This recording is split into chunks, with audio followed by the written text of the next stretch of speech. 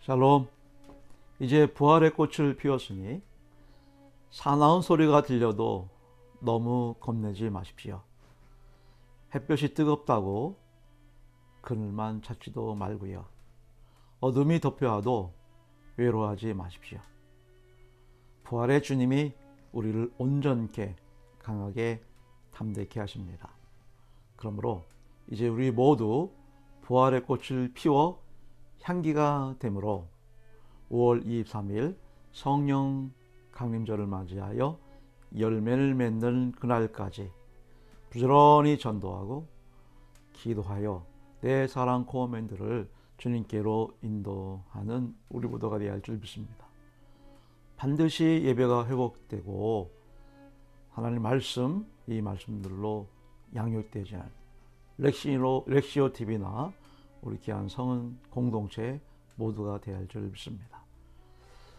오늘의 찬송은 400장이고요. 출애굽기 2장 1절로 10절 말씀을 공독해 올립니다.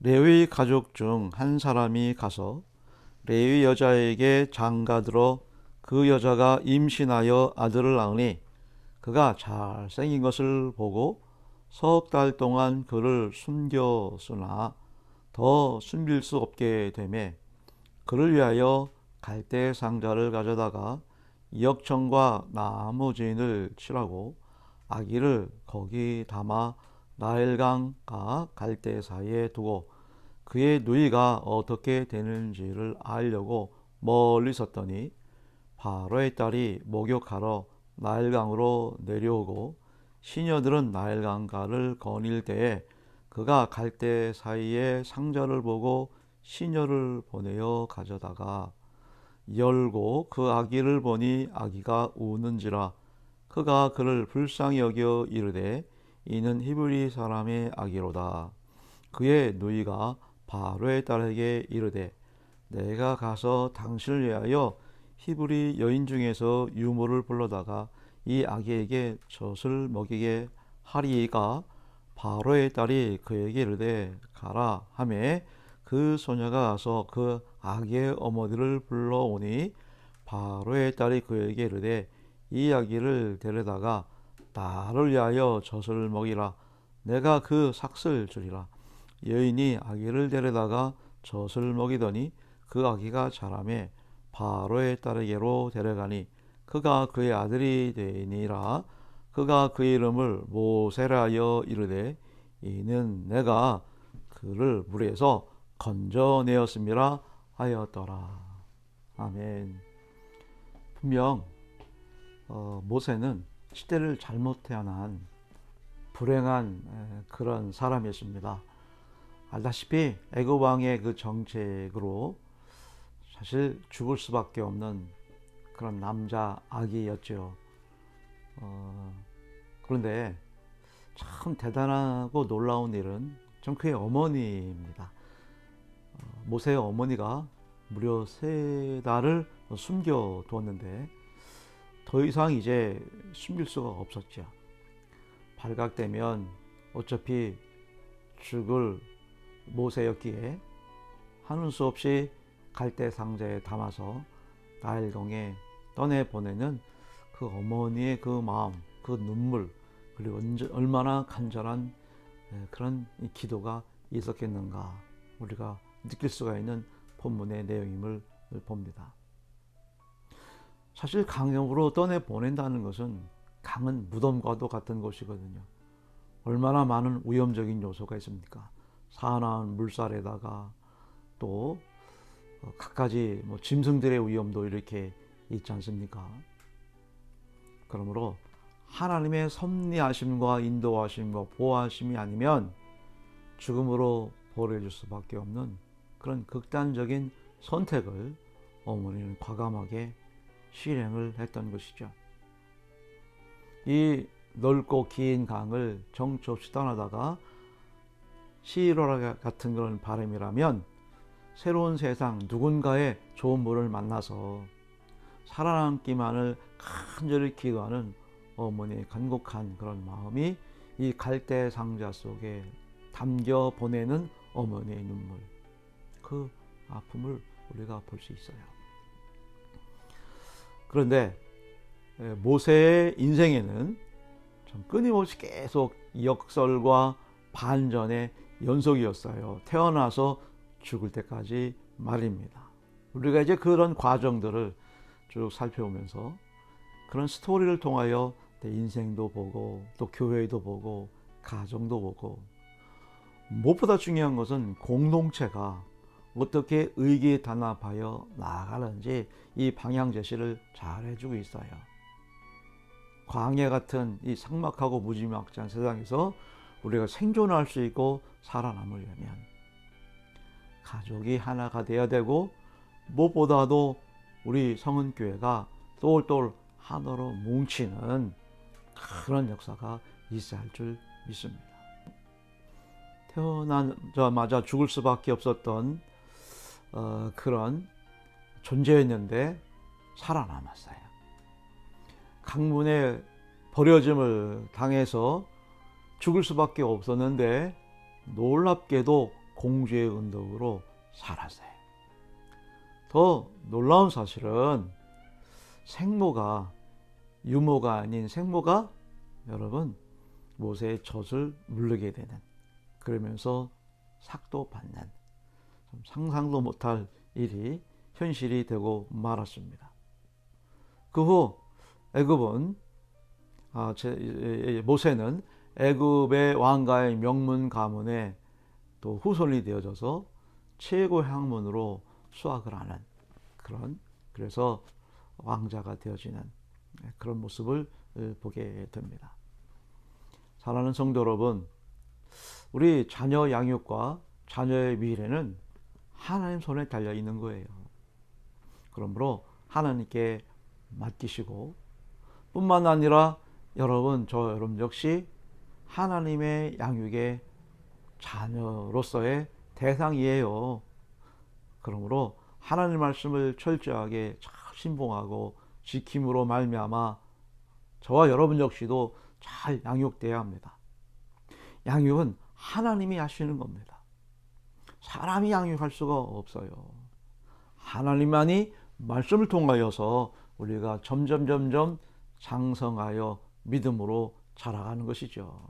계속 자라가야 됩니다. 주님 오실 때까지, 주님 품에 갈 때까지 말입니다. 부모가 자녀를 어떻게 할 수 있는 일은 없습니다. 자녀는 하나님이 주신 선물이고 하나님이 주신 축복이에요. 그렇기 때문에 하나님께 맡기고 위하여 말씀과 기도로 양육한다면 하나님께서 그 생명을 책임져 주십니다. 그런데 너무도 안타까운 것은 그토록 사랑스럽고 참 귀한 우리 자녀 후손들을 우리는 여러분 예배의 자리로 잘 인도하지 못한다는 그런 안타까운 사실입니다. 말씀과 기도로 양육하지 못하고 영혼을 구원하지 못하는 우리 자녀들과 후손들을 주님 품을 인도하지 못하는 안타까움을 갖고 있진 않습니까? 오늘 본문을 통해 특히 우리 어머니들 정말 깨어 있어야 되고 정말 살아있어야 함을 이 본문을 통해서 우리는 깊이 통감을 해야 합니다. 놀라운 사실은 출애굽의 결정적인 배경과 원인은 지도자를 잘 만난 모세 때문만이 아니에요. 모세는 그 다음 얘기예요. 출애굽의 결정적인 배경과 원인은 바로 놀랍게도 여러분 여성들입니다. 여성들의 역할이 있었기에 그들의 활약 때문에 출애굽의 결정적인 원인과 배경이 되었다는 사실입니다. 여러분 우리가 살펴봤다시피 민족이 슬프고 고통스러운 상황에 직면해서 나쁜 날이 계속될 때 누구를 통해서? 그렇습니다. 히브리 민족의 남자아이들을 다 죽이라고 명령했을 때, 강력한 왕이 선포했을 때 이를 누가 지켜냈습니까? 바로 시브라와 부하라고 하는 여성, 이 두 여성, 이 산파의 역할을 이 두 여성이 잘 감당했지 않습니까? 예. 왕의 명령을 어기고 목숨을 건 것은 하나님 말씀을 왕의 명령보다 더 경외했기 때문에, 더 두려워했기 때문이라고 우리가 살펴봤지 않습니까? 그래서 성경은 여성들을 이렇게 축복하며 이 여성들 때문에 여러분 어떻게 되었습니까? 우리 한번 다 같이 읽어볼까요? 예, 하나님이 그 산파들에게 은혜를 베푸시니 그 백성은 번성하고 매우 강해지니라. 그 산파들은 하나님을 경외하였으므로 하나님이 그들의 집안을 흥왕하게 하신지라. 아멘. 예, 얼마나 놀라운 사실입니까? 본인들은 물론이지만 본인들의 이런 하나님을 경외하는 이 성심을 통하여서 민족 전체가 강성해지고 여러분 위대해지는 그런 결과를 초래했다는 얘기잖아요. 이렇게 여성들의 활약은 이뿐만이 아닙니다. 놀라지 마십시오. 당시 출애굽의 배경에는 여성들의 활약을 쭉 계속해서 기록하고 있어요. 첫째, 산파들 말씀을 드렸죠. 그들의 역할은 물론이지만 둘째, 우리가 모세 어머니 말씀드렸다시피 그 모세 어머니 또한 얼마나 대단한 여성이었습니까? 그리고 여러분 모세의 누이를 보십시오. 이 누이의 활약이 정말 뛰어났습니다. 너무나 놀랍습니다. 그 동생이 갈대 상자에 담겨서 강물에 띄워 보내실 때 시선을 놓치지 않고 그 흐르는 강물을 따라 그 동생을 바라보는 이 누나의 그 표정 모습을 여러분 연상해 보십시오. 얼마나 안타까워 발을 동동 구르며 하염없는 눈물을 흘렸겠느냐고요. 그렇게 동생을 추억했던, 그런데 여기에 또 다른 여성들이 등장을 해요. 마침 그 강가에 목욕하고 있던 여러분 공주와 시녀들 얘기가 등장하지 않습니까? 그들의 눈에 띄게 된 것이고, 또 갈대 상자에서 보니 이 히브리 남자아이가 있음을 보죠. 여러분, 갖다 버려라, 그냥 띄어보내라, 에이 하면서 뒤도 안 돌아볼 수 있는 그런 입장과 처지잖아요. 히브리 남자이고 또 아버지 왕이 어떻게 지금 처사 있는지를 잘 알고 있는 공주가 어떻게 그 아이를 불쌍히 여겨 품에 안을 수 있겠냐, 이 말이죠. 여러분, 그것은 여러분 이 또 성경에 잘 기록되고 있어요. 그 아기를 이렇게 본 순간 2절에 보면 이 아기가 어떻게 해요? 잘생긴 것을 보고, 2절에 이 모세의 아기가 잘생겼다라고 이렇게 기록되고 있어요. 이거는요, 여러분, 얼굴이 이쁘다는 얘기가 아닙니다. 얼굴이 이쁘다고 잘생겼다라고 하지 않죠. 원어를 보면 이 잘생겼다고 하는 것이 토브라고 하는 말인데, 이 토브라고 하는 말이 언제 사용했냐면, 우리 하나님께서 이 세상을 창조하실 때 보시기에 좋았더라, 보시기에 좋았더라, 7번이나 보시기에 좋았더라 반복했던 그 단어가 바로 토브예요. 그러니까 하나님의 위대한 걸작품이라고 하는 거예요. 즉, 이 모세의 어머니가 얼마나 눈물로 낳은 자식입니까? 얼마나 성심과 영성으로 낳은 자식이냐고요. 그래서 여러분 잘생겼다는 거예요. 하나님의 위대한 걸작품이고 창조물이라 이런 뜻입니다. 사랑하는 성도 여러분, 우리 성은교회 어머니들이여 어떻게 하실 거예요? 어떤 부모가 되고 어떤 어머니가 되고 어떤 할머니가 되고 어떤 권사님과 어떤 집사님이 여러분 되실 거예요. 출애굽을 통해 민족 전체를 구원하는 결정적인 배경과 원인은 바로 이 여성들 어머니예요. 영적 활약이었기 때문이었다 라고 우리가 이런 결론부터 내리고 이제 출애굽을 본격적으로 출발을 해야 하겠죠.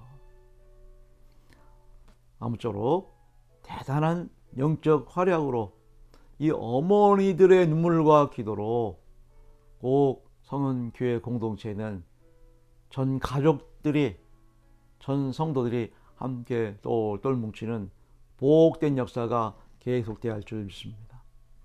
아멘. 감사합니다.